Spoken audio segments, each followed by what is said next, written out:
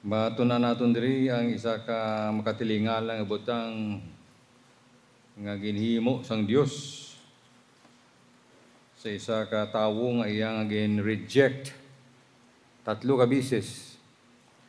3 times nga gin-reject niya pero gintagaan niya sang blessing pagkatapos ini.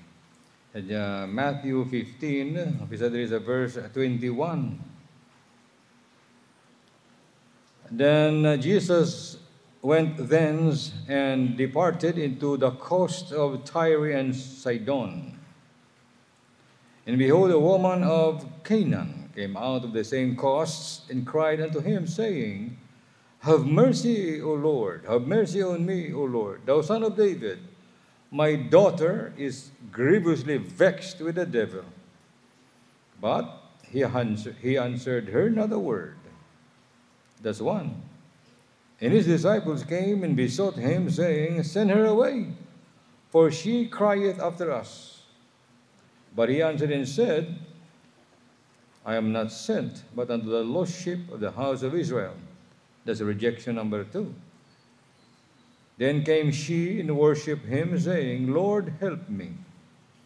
But he answered and said, It is not meet to take the children's bread and to cast it to dogs. That's rejection number 3. And she said, Truth, Lord, yet the dogs eat of the crumbs which fall from their master's table. Then Jesus answered and said unto her, O woman, great is thy faith. Be it unto thee, even as thou wilt. And her daughter was made whole from that very hour. Ginoo, salamat gid sa mga pulong nimo nga suno sa imong ginhambal.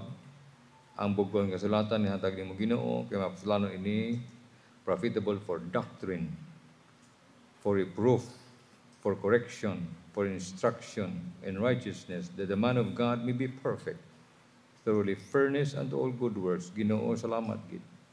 Sang katuyuan sang pulong nimo, bisan sa pagbasa namon sining event nga natabo sa ministry ni Ginisos, may doktrina ikaw itudlo sa amon. Nanungod sa mga plano, nanungod sa mga programa, sa amon nga mga hintil, kag sa imong mga katawhan nga mga Hudiyo. Natugay namon, kasalamatan ini, sa ngalan ni Ginisos, Amen. Ang isa ka matahom, no, nga nakita natin diri ang kamatuoran. Ang babae na ngayon siya sa natawag nga crumbs.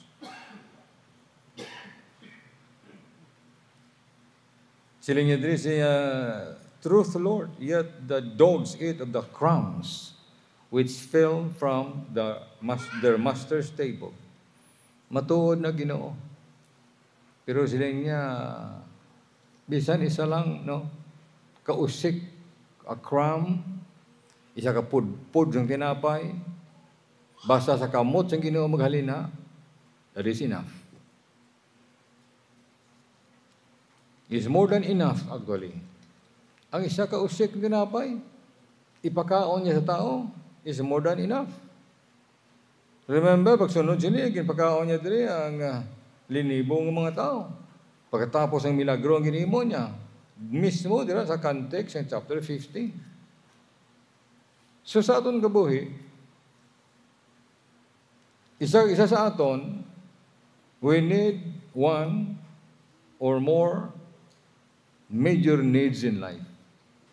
Ganang lang kita sa isa o kung ayan ano kadako nga kinahanglanon sa aton kabuhi.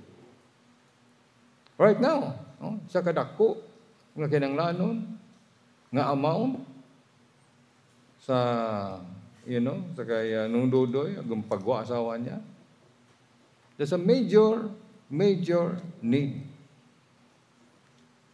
Sa kaya, sa kay Denmark, muman, kailangan naman sila isa kaman ka major need.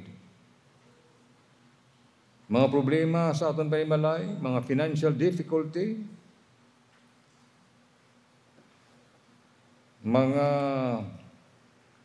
natawag naton nga problema ihan no? Sa bata mo, mabalatian ihan, or what lies ahead. Di kabalo kung ano ang, sa hapon niya, di si Jericho, siling ko, hindi ka mahadlok. Sino sa akon masuga to? Sino madala sa akon to? May upod ko to. Siling ko, hindi ka mahadlok. Ikaw lang isa halindre, bailohanay lang kung plano, halin to sa rilo, tiway na siya makadto di, upod siya mo to. Kaya siling ko, damo, man to periente. Siling ko, remember, dumabala si Abraham, dala niya yung binagtong, yung bandol, yung sawa, mga kasapatan, tanan ng madala niya, sa panimalayan niya. Nga makadto sa lugar, wapin niya makatuan. Kung dumabla ako sa unang naglakad ko sa Amerika, ticket lang na tamdan ko. Halin sa Manila, alas 6 sa aga, pag-aboy sa Japan. Mano ko sa Japan, nga naghaginan din sa Japan, nanaog sa plano, nasulod sa Japan. Di masaylo. Di may computer na. Mali ko may computer, may matako kagihikap computer. Alang taon mo to, ang imo nga gate. Gali kayo masakay sa plano. Ang sa plano sa bullet train. Saylo ka to sa lain naman nga gate, layo. Di ko nagsigit mo, hulat taga-tanga to, langawan nga to, ato biniyaan ka plano mo. Muna ang siging monitor ni Pastor sa una to, ang taon niya, kundi ako, gano'n ako. Pagkakita niya nga naka-check-in ako tuluwat sa Japan, ba nalipay siya. Padulong na sa Amerika. Kanto ka sa isang lugar, no? So, sometimes, amo na, no? Tulok mo yung ginikanan. Si Ma'am Yubib, may nanay siyang tigulang na, may ante siyang tigulang man. Nga any moment, kung sa Ginoo, nga pabot-abot kami nga amo ni kadturi sa Bukidnon. Okay, Bukidnon. Ang ako nanay tigulang naman, 91 years old. So, balanta that they will not be here for long. They will not be here forever. But you need a help. You need a help where you can turn to someone. Grabe ang problema sa isa ka nanay din. I do not know kung di na niya tatay. I do not know kung ang nanay, giti. Balamang nanay, part na iya sa iyang lawas, sa iyang dugo, ang bata. Ang tatay at nanay, maybe mo lang na siya, kay tungod sang banding na nagyan niya. Pero actually, wala na siya sing malapit, gid, lawas, kag dugo sa bata niya, kundi ang nanay.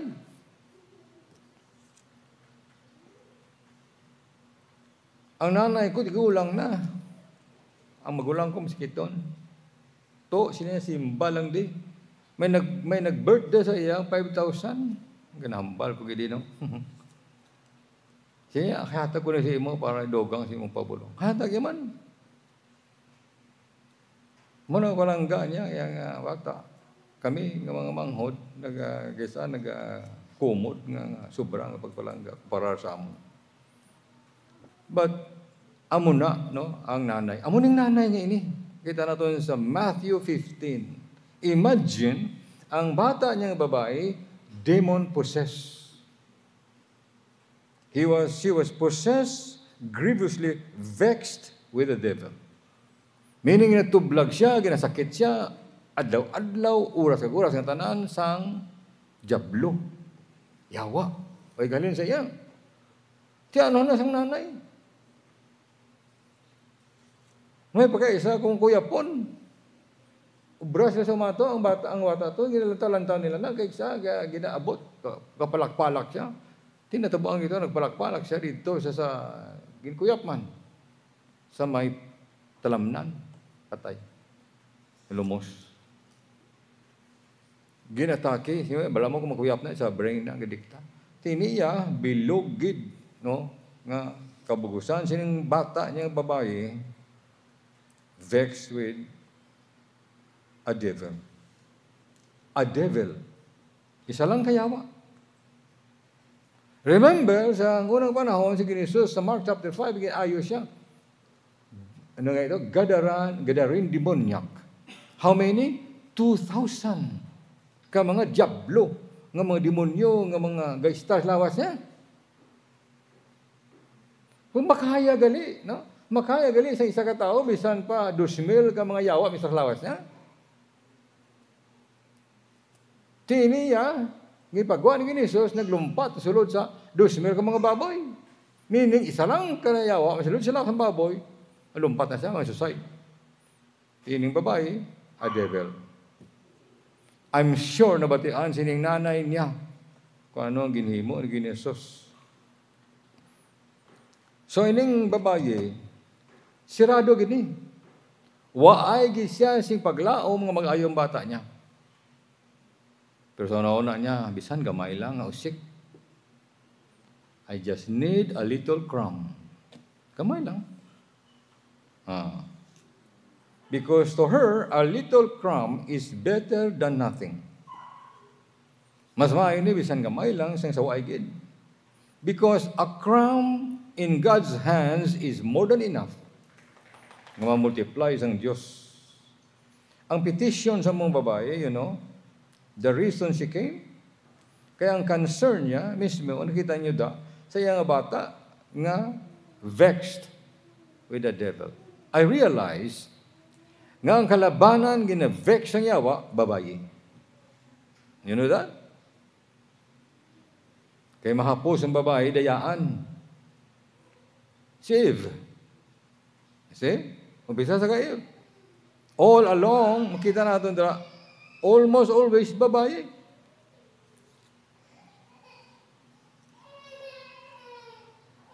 Kay siguro ang mga babae ni, gullible bla.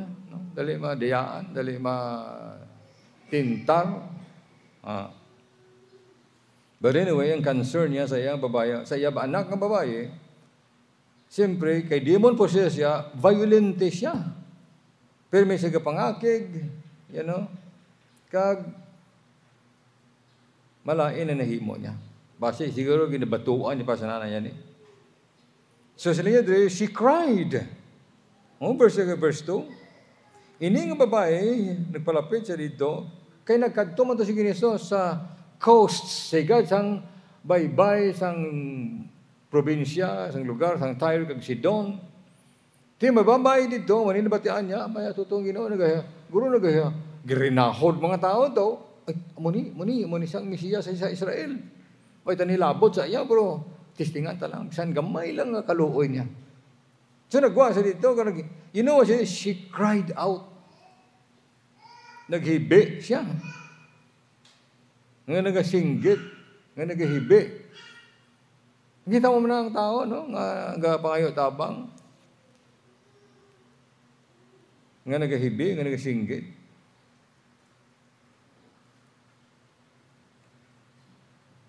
Diri sa Mark chapter 7, may na siplatan kita nga ginhambal dira kay mo man iya nga unod ini nga context.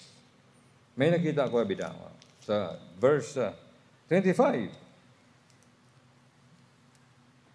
For a certain woman whose young daughter had an unclean spirit. Now what's this? Heard of him and came and fell at his feet. All right. So heard of him. Nabatian niya siya. Busilingo, nabatian niya ang Mesiyas. Nabatian niya si Ginisos. Nabatian niya nga kung paano ni Jesus ginayo ang isang katao nga ginapuyan sang legion. Ginapuyan sang linibo-libo nga mga demonyo. Akong batay isa lang. Tibisan gamay na lang na kaluoy niya. Ginayo niya ganitong linibong yawa istar sa lawas ng tao. Ako bata, isa lang. Hindi yan. Nabatian niya. Nabatian niya ang mga miracles ginimo ni Ginisos nga nagtudok sa tigipusoon niya. Maybe. Bisan usik na lang ang kaluyan ko sa Ginoo. Maayo man ang bata ko. But may obstacle siya.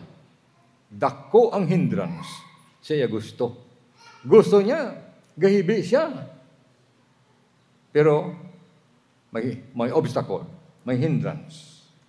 Number 1 nga hindrance, dapat i-overcome niya ang natawag nga racial discrimination. Hindi siya pwede makapalapit sa mga Hudiyo. Wala sang association ang Gentile sa mga Hudiyo. Nato niya mula sa ginbasa na to, no? Sa Matthew 15, verse number 22, di siya nahalin, a woman of Canaan. Halin sa Kanaan. She was a Canaanite. Tyre and Sidon, Gentile territories na. And she was a Canaanite. Anong Canaanite? Bahaw, ikaw magbalong Canaanite. Isa na sa mga grupo, sa mga katawhan, naging curse sang Diyos. Kaya pagkamalao sang Diyos na. Sa Deuteronomy 7, verse number 2, diragin mention sang Ginoo, Perizzites, Jebusites, Canaanites, cursed sang Diyos. Gintabog sang Diyos sa duta nga diin paisaran sang Diyos ang nasyon sang Israel. Among na number 1 nga dapat i-overcome niya. Paano ako kapalapit? There is no dealing. Hindi ka pwede magpalapit sa ila. Siya naghalin kung sa aton pa sa gin pagkamalaot nga tao. Gin curse nga tao, palapit ka tao. Number 2, she was from that region. Natawag nga Tyre and Sidon. Nga ginhambal gida Tyre and Sidon kay mo ning duwa ka lugar nga noted sa ilang vile religious practices. Grabe ang ilang mga waipolos, mahigko nga sa isang religious practices, kaangay isang mga gasimba sa kay Diana of the Ephesians. Number 2, nga obstacle, i-overcome niya ang religion. Overcome niya ang racial discrimination, i-overcome niya ang religion. Here is a Gentile mother, hintil ng babae siya, nga nagahibi, pangayo, sa Jewish Messiah. How dare? Amo na ang mga disciples, naakig sila. Nga nagasunod-sunod to, nga naghibi, kasinggit. Anak ni David, kaluoy man ang ako anak nga babae. Nga mag-ayos siya sa kamot sang yawa. Meaning, why siya sang right nga magpalapit kay Ginisus. Wala. Meaning, amo na yun. Verse number 23, he answered her not a word. Kinsnap. Why nagsabat ang Ginoo? Why nagsapak ang Ginoo? Kaya automatic na. Why na yan nasapak sang Hudiyo ang hintil mag-istorya sa iya? Why na sapak? Meaning, why na siya sa pakanay? Tiyan mo na why gisabat? Wala siya hambal sa nga word. And then, naugot yung mga disciples. Ara naman, she has to overcome religion, she has to overcome racism. Sa verse 22, as sa verse 26, he answered another word, and his disciples disciples came and besought him, saying, send her away, for she cried after us. Papalayuan na siya. I-reject siya. They have all the right. Ngayon mo na, kay wala ka sa pakanay, ang mga Hudiyo, ang mga Hintil. Meaning, ini mga pulong mula diyo, nga ginambal din sa belang selatan, gin-ignore niya. I'm sure kung ikaw nga nanay ito, siguro, sakit balatyagon mo, ka-harsh, mabatian niyang hambal sa mga disciples ni Jesus Christ. Palayo. That's a harsh thing. Sakit na, matian. That must have shook her up, and probably broke her heart. Number 4, she has overcome rejection. Racism, now rejection. Anong Ginoo? Ignore her. Ginignore niya siya.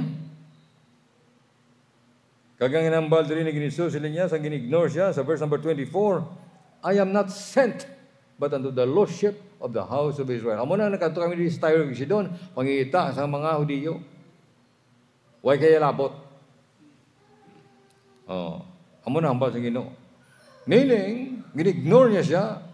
Kag sila niya, why ko di kapangita sa hintel? Sabita ko di mga Hudiyo. Nga nagkaladula.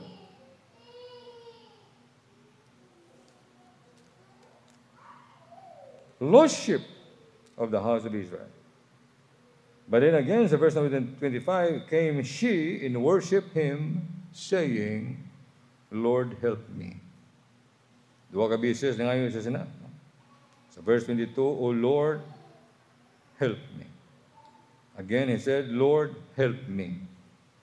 Kung sa mimi mo, kung niya pagbulikan sa Ginoo. Rejected siya.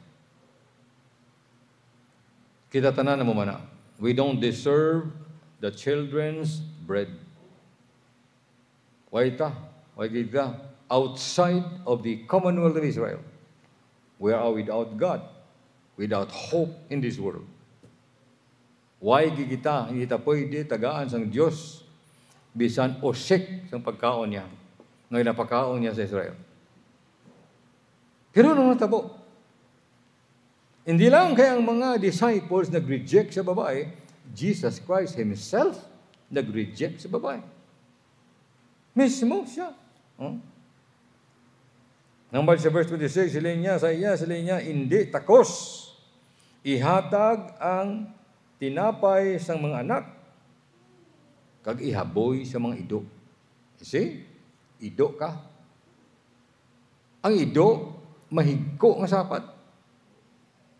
Bisan na pang hambal ni mga paliguan mo na sa 2 ka bisis sa kadlaw, higko yapo na yan. May bitik yapos na. May utol na, may katul yapon na siya.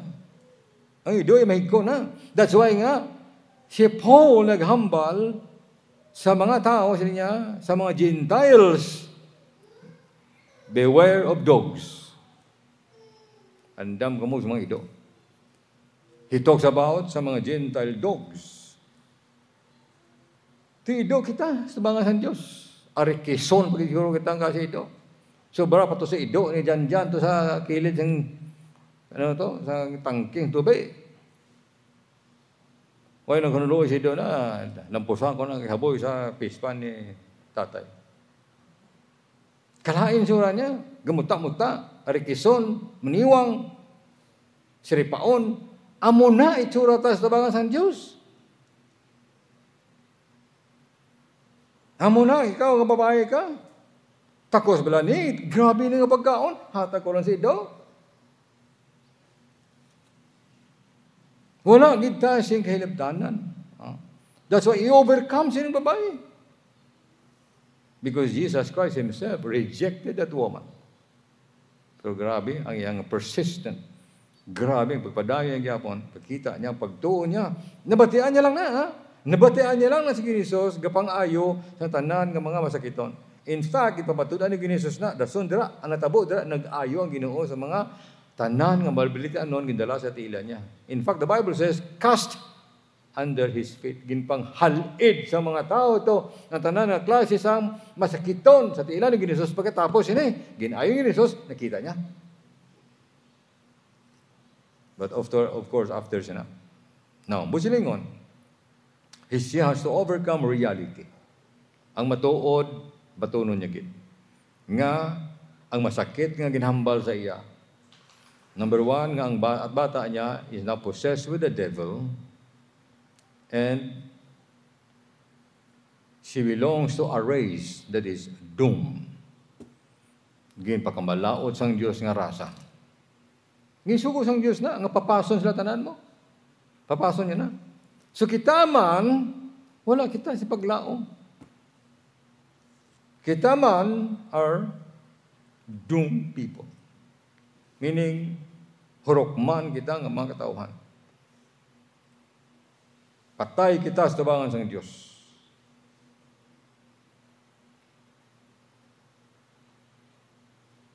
There is a Mark chapter 7, sa verse 27. But Jesus said unto her, let the children's first be filled, for it is not meet to take the children's bread and to cast it unto dogs. She answered and said unto him, Yes, Lord, yes, Lord. Yet the dogs under the table eat of the children's crumbs. Crumbs. Hindi siya makapagusto, kaunda. Siya matuod na Ginoo. You see, matuod na. Ginako siya ng babae, ido ako, I have to die and go to hell. We are doomed people, we are rejected people, we are cursed people. Ay may paglaom, wala Diyos, wala Ginoo. Pero siya bisan usik na lang. Patilawaman kami. Sino nga, blessing nimo. This is the opportunities of faith. Nga sila, children must first be filled. Busgon sang Diyos ang iyang mga kanakan una. Now, balik kita sa Matthew pala.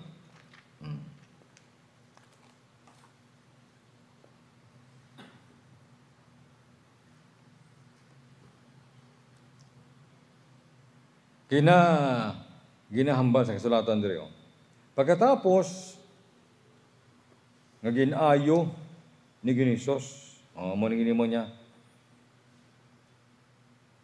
Sa verse 28, then Jesus answered and said unto her, kay siga padayon gid nga pangayo sa bulig sa Ginoo. Bisan nga ining mga obstacle nagaharang sa iyang kabuhi. Sila niya, O babayi, great is thy faith. Be it unto thee even as thou wilt. And her daughter was made whole from that very hour. Ginayo isang Diyos mismo. Naglayas ang malaing espiritu, naglayas ang yawa sa iya. You know what Jesus did? Verse number 29, and Jesus departed from thence and came nigh unto the Sea of Galilee. Balik siya sa teritoryo sa mga Hudiyo. Dito siya sa Gentiles, balik sa teritoryo sa mga Hudiyo, and then he went up into a mountain and sat there. Kasi nagpungko siya sa babaw-babaw ng bukid, ari na, great multitudes, baw nagadinagoso ang mga tao, ngadala sa ilang pasyente, mga lupog, mga bulag, mga apa, mga pingkaw, mga kumpol, kag many others, ginhalid, ginpang bilin to sa tila ni Ginisos, and he healed them. Ginayo niya. Ginayo niya. In so much that the multitude wondered when they saw nga ang apa makahambal, ang mga kumpol, ginayo niya, kag ang mga lupog nakalakad, ang mga bulag nakakita, they glorified God of Israel.